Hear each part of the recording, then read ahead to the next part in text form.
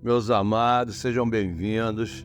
Aqui no canal, nós mergulhamos nas profundezas da Palavra de Deus, desvendando os tesouros escondidos na Bíblia. Aqui você encontrará a inspiração e a esperança, mas também respostas para os desafios da vida, né? Então, se você busca iluminar o seu caminho com a luz da verdade eterna, você está no lugar certo. É aqui a Palavra de Deus que vai fazer você prosperar, ter saúde boa, ter comunhão com os irmãos e ser uma pessoa do bem, tá certo? Então essa é a minha missão. Eu estou nessa jornada de ler a Palavra de Deus, a Bíblia toda, durante esse ano todo. E se você quiser vir comigo, fique à vontade. E eu agora vou dar prosseguimento em Atos 18, que diz assim a Palavra do Senhor. Depois disso, Paulo saiu de Atenas e foi para Corinto. Ali encontrou um judeu chamado Áquila, natural de Ponto, que havia chegado recentemente da Itália com Priscila, sua mulher, pois Cláudio havia ordenado que todos os judeus saíssem de Roma. Paulo foi vê-los e, uma vez que tinha a mesma profissão, ficou morando e trabalhando com eles, pois eram fabricantes de tendas. Todos os sábados, ele debatia na sinagoga e convencia judeus e gregos. Depois que Silas e Timóteo chegaram da Macedônia, Paulo se dedicou exclusivamente à pregação, testemunhando aos judeus que Jesus era o Cristo. Opondo-se eles e lançando maldições, Paulo sacudiu a roupa e lhes disse: caia sobre a cabeça de vocês o seu próprio sangue. Estou livre da minha responsabilidade. De agora em diante irei para os gentios. Então Paulo saiu da sinagoga e foi para a casa de Tício Justo, que era temente a Deus e que morava ao lado da sinagoga.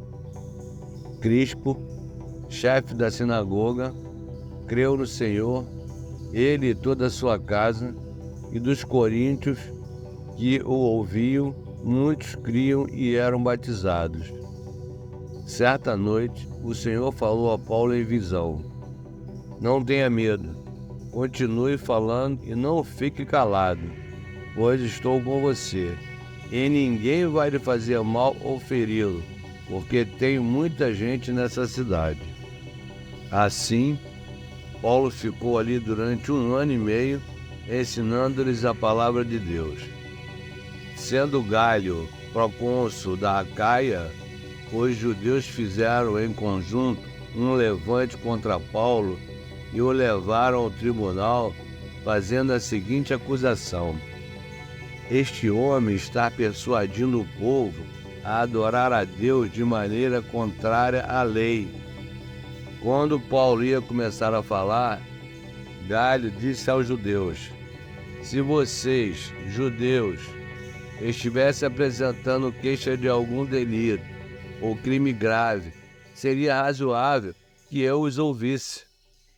Mas, visto que se trata de uma questão de palavras e nomes de sua própria lei, resolvam o problema vocês mesmos.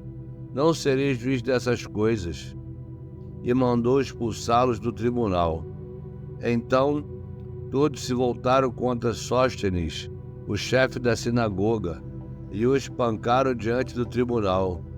Mas Galho não demonstrava nenhuma preocupação com isso. Paulo permaneceu em Corinto por algum tempo. Depois, despediu-se dos irmãos e navegou para a Síria, acompanhado de Priscila e Áquila.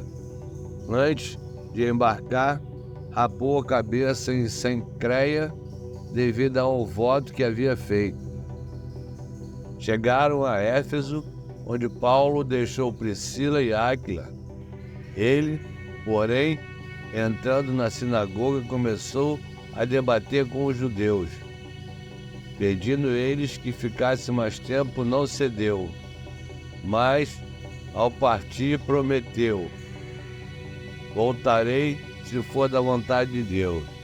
Então, embarcando, partiu de Éfeso.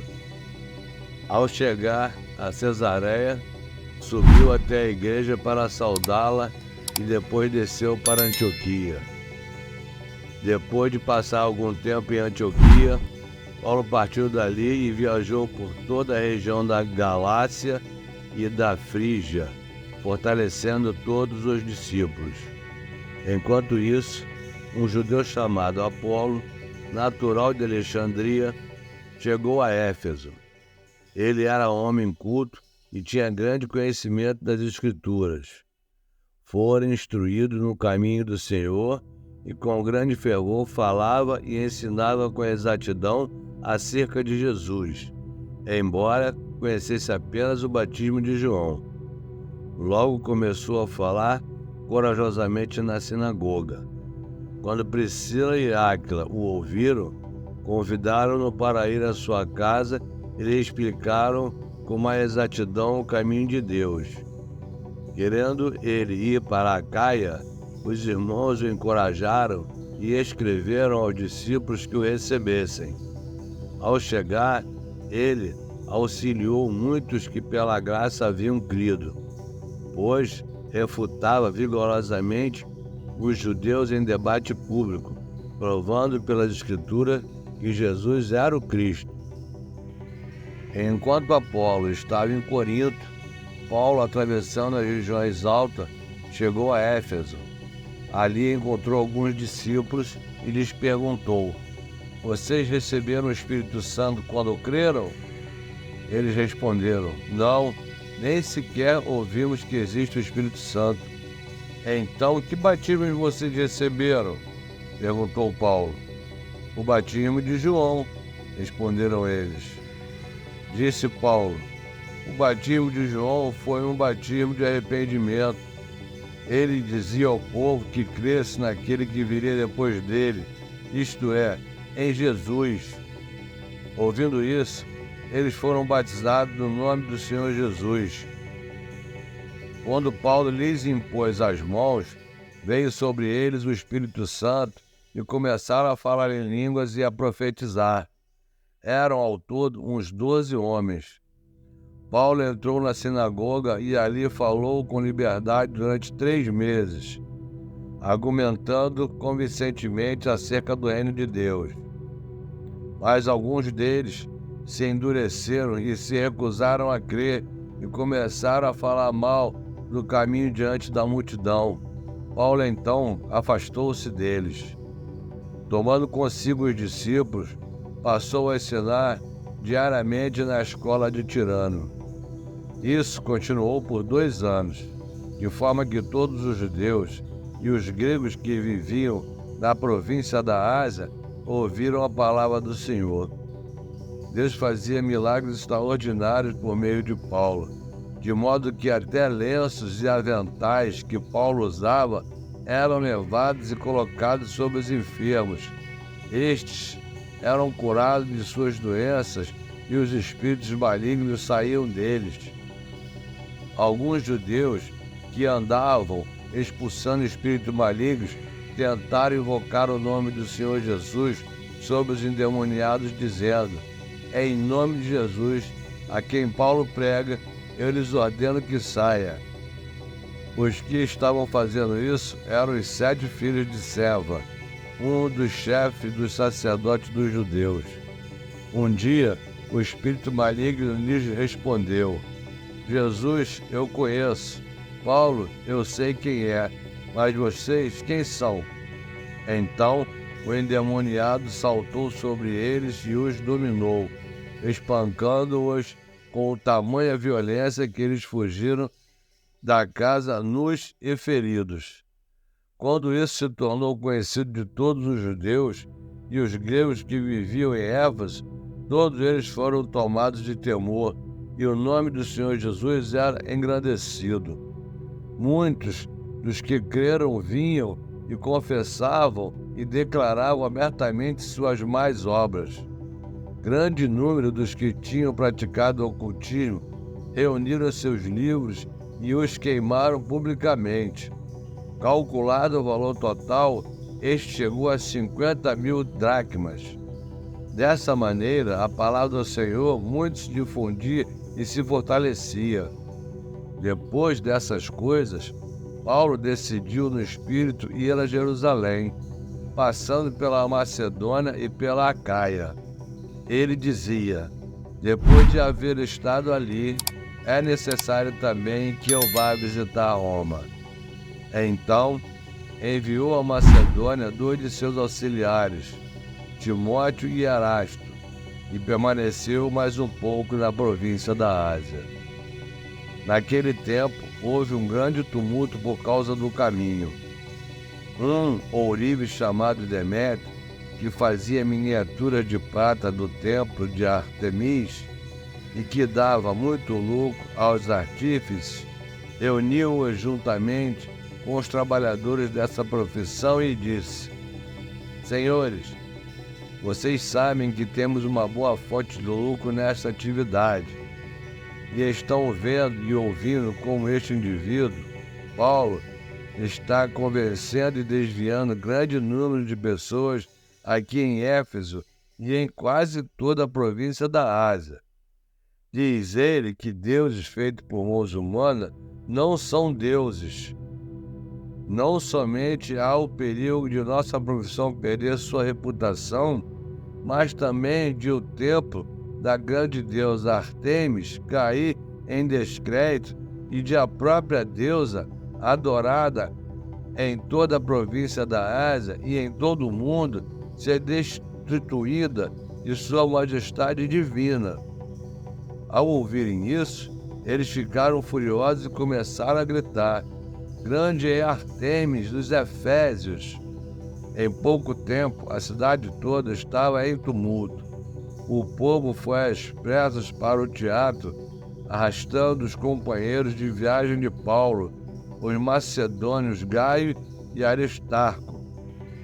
Paulo queria apresentar-se à multidão, mas os discípulos não o permitiram.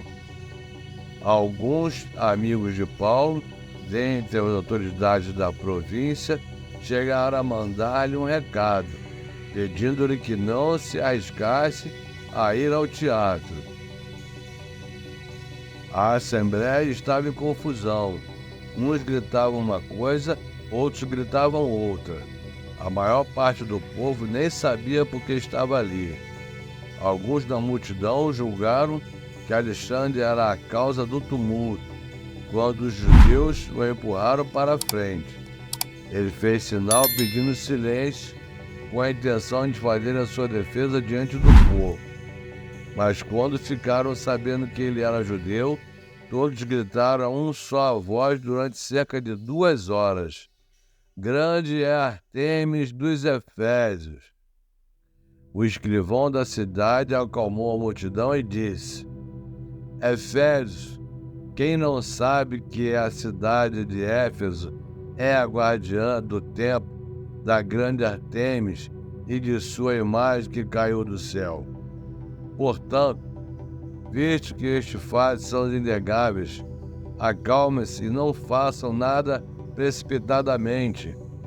Vocês trouxeram estes homens aqui, embora eles não tenham roubado templos nem blasfemado contra a nossa deusa. Se Demétrio e seus companheiros de profissão têm alguma queixa contra alguém, os tribunais estão abertos e há procônsules. Eles que apresentem suas queixas ali. Se há mais alguma coisa que vocês desejam apresentar, isso será decidido em assembleia conforme a lei. Da maneira como está, corremos o perigo de sermos acusados de perturbar a ordem pública por causa dos acontecimentos de hoje. Neste caso, não seríamos capazes de justificar este tumulto, visto que não há razão para tal. E tendo dito isso, encerrou a assembleia. Meus amados, essa palavra é maravilhosa. Então vamos dar prosseguimento ao devocional de Kenneth Reig, que diz assim no dia 1º de março: por tuas palavras, porque por tuas palavras serás justificado e por tuas palavras serás condenado. Mateus 12:37. O próprio Jesus fez a declaração acima. As palavras são mais importantes do que muitos se dão conta. Você se lembra de Jó e daqueles 3 supostos amigos que foram consolá-lo? Lembre-se da queixa de Jó contra os amigos, que foram a ele como consoladores, mas que acabaram por atormentá-lo. Até quando afligireis a minha alma e me quebrantareis com palavras? Jó 19:2. As palavras podem edificar-nos ou arruinar-nos. As palavras podem curar-nos ou deixar-nos doentes.